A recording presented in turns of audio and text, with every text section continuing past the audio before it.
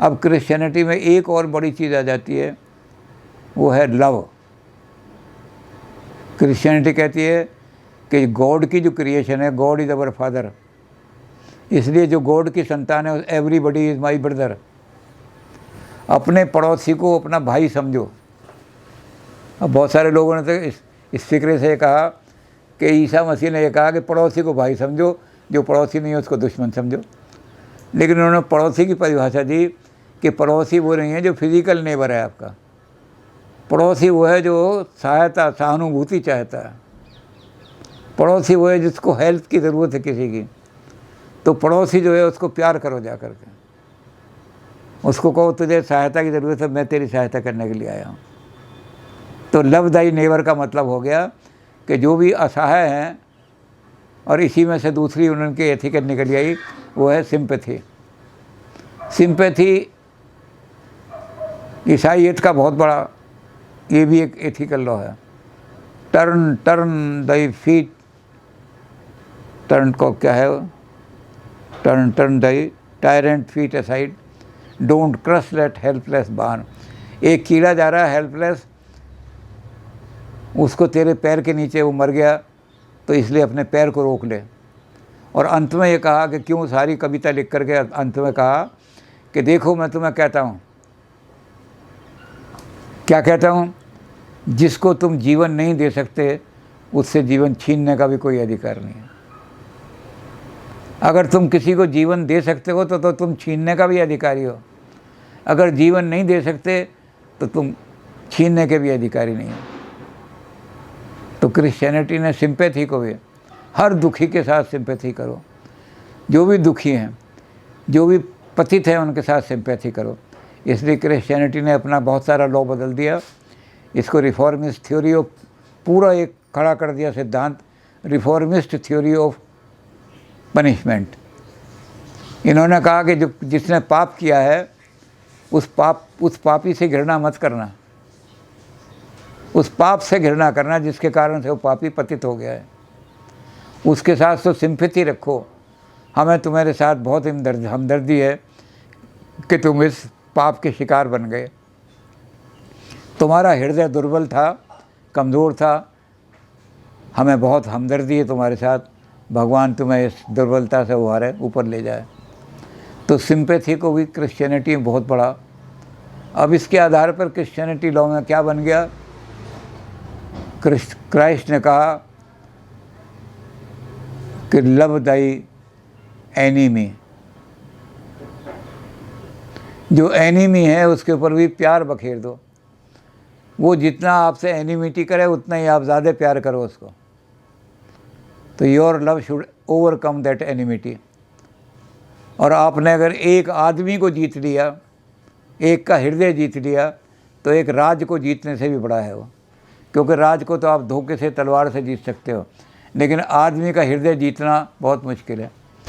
इसके लिए पैराबिल्स हैं, जैसे कहानियाँ हैं, तो वहाँ कहानियाँ बहुत सारी आती हैं। इसमें एक बहुत बड़ी कहानी आती है, सारा पैराबिल आता है कि एक आदमी जिसके पास बहुत दौलत थी, बहुत बड़ा अमीर आदमी था और जागीरदार भी था, ज़मीनें भी बहुत थीं। वो कहीं प्रदेश की यात्रा के लिए गया कि मैं 1 साल के लिए यात्रा पर जा रहा हूँ, तुम तीनों बच्चों को मैं हुक्म दे के जाता हूँ कि 1 साल के अंदर जो बच्चा सबसे अच्छा काम करेगा वो मेरी इस दौलत का मालिक होगा। 1 साल के बाद आके पूछूंगा कि तूने इस साल में क्या अच्छा काम किया। तो वो चले गए। अब कहानी शुरू होती है, बच्चे सोचने लगे सबसे अच्छा काम क्या है।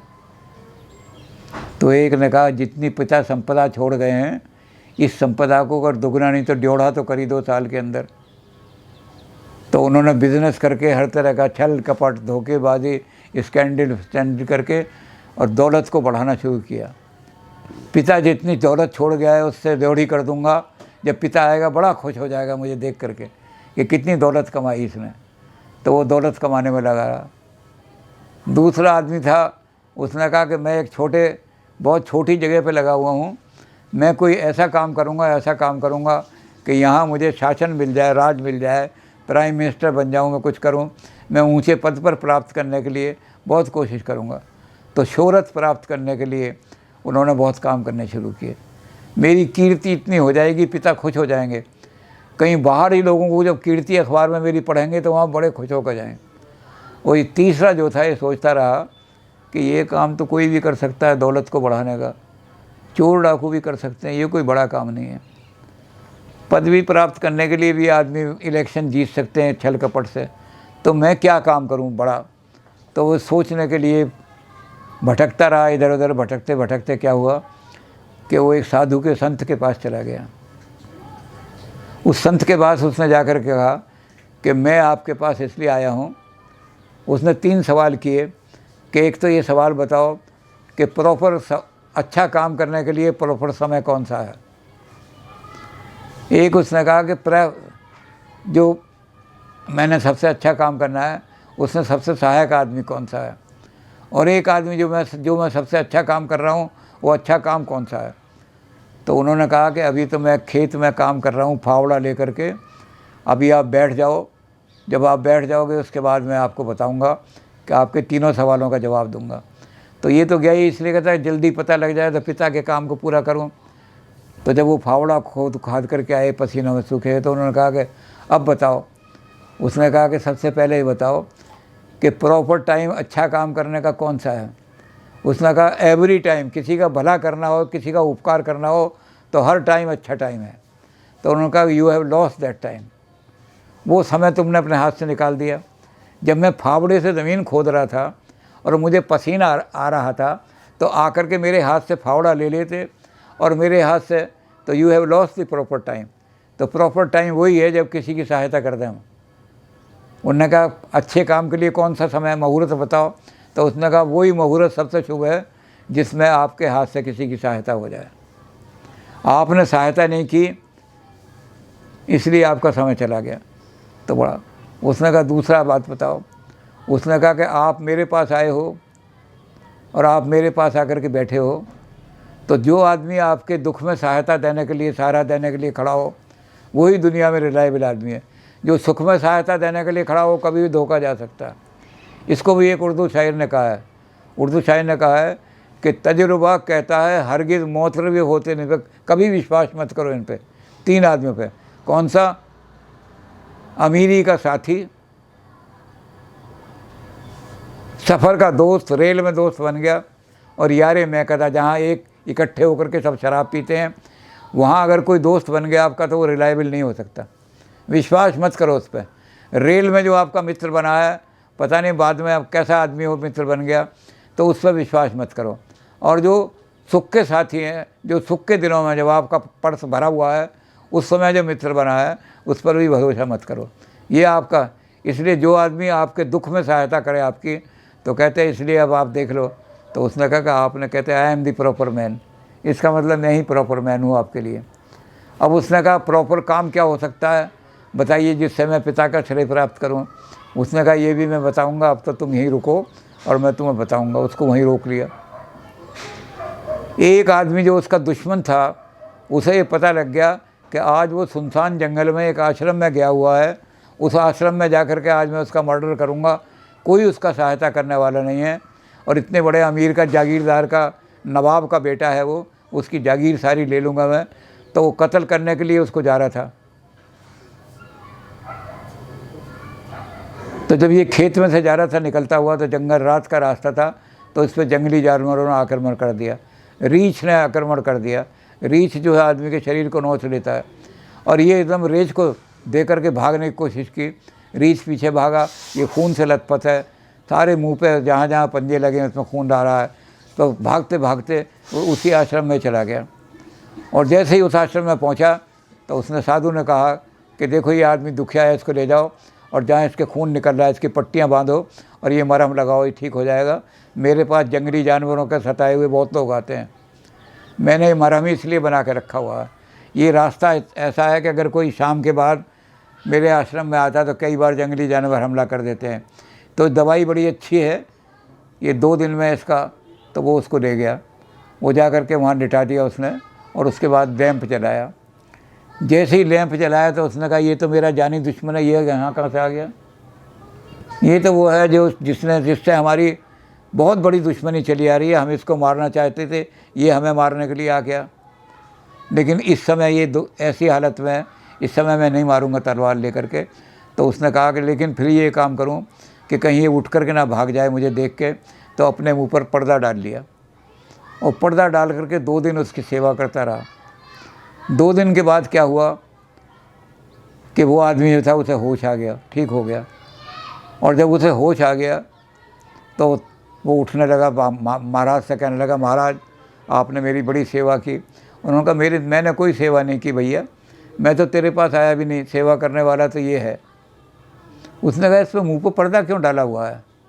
उसने कहा ये तेरे ज़ख्मों को बर्दाश्त नहीं देख करके, अब तो कहते मैं ठीक हूँ। तो साधु ने उसके मुँह पर से पर्दा हटाया और जैसे ही पर्दा हटाया तो उन्होंने कहा इसको तो मैं कत्ल करने आ रहा था, ये तो मेरा जानी दुश्मन है। तो क्रिश्चियनिटी कहती है कि दुश्मन के हाथ से मर जाना इसमें इतना अपमान नहीं है, और दुश्मन की शरण में गिर जाना ये सबसे बड़ा जीवन का अपमान है। उसको मर जाना चाहिए दुश्मन से। दुश्मन मेरे इलाज कर रहा है, दुश्मन मुझे बचा रहा है, दुश्मन की शरण में आकर मैं ठीक हो रहा हूँ, इससे तो अच्छा है मैं मर जाता तो अच्छा था। उसके चरणों में गिर गया। कहता मैं तो तुझे कत्ल करने आ रहा था तलवार लेकर के, मुझे किसी ने कहा था कि आज वो फलां आश्रम में गया है और सुनसान में आश्रम है और तूने मेरी इतनी सेवा की, आज से मेरा राज्य और मेरी संपत्ति सब तुझे है, मैं तेरा दास बन करके रहूँगा। तो क्रिश्चियनिटी में ऐसी कहानियाँ बहुत हैं। और इसमें क्या हुआ कि जब उसका बाप आया तो उसने पूछा, तो उसने कहा मैंने कहते दौलत तो कोई भी इकट्ठी कर लेता है, पता नहीं तूने अच्छे इसलिए तूने कोई बड़ा काम नहीं किया। वो दूसरा आया, उससे जब ये तीसरा आया तो इसने कहा कि ये हमारा वो दुश्मन है जिससे हमारी बहुत कट्टर थी, हमने इसके परिवार के कई लोग कत्ल कर दिए थे, इसने हमारे परिवार को भी नुकसान पहुंचाया था, लेकिन ये आज हमारा दास बन गया है। उसने उसके पिताजी के चरण कहा, उसने कहा कि मुझे जीवन दान करने वाला ये है आपका बेटा। उसके बाप ने जो शब्द किए वो क्रिश्चियनिटी का एक बहुत बड़ा, उसके बाप ने कहा कि एक मनुष्य के हृदय को जीतना, एक दुश्मन को दोस्त बना लेना, ये सबसे बड़ा काम है दुनिया में। इससे सोच, आपके जितने दुश्मन हैं अगर आपने उनको दोस्त बना लिए तो आपने इतने आदमी जो है इनको जीत लिए। तो आदमी को जीतना सबसे बड़ा मुश्किल काम है। तो क्रिश्चियनिटी का अगर लव योर एनिमी, तुम्हारा जो एनिमी है उसको भी लव से जीतो। जो तुम्हें कर्स करते हैं, जो तुम्हें कोस रहे हैं कि तेरा नाश हो जाए तुझे, उनके लिए तुम blessing, God bless them, they know not what they are doing.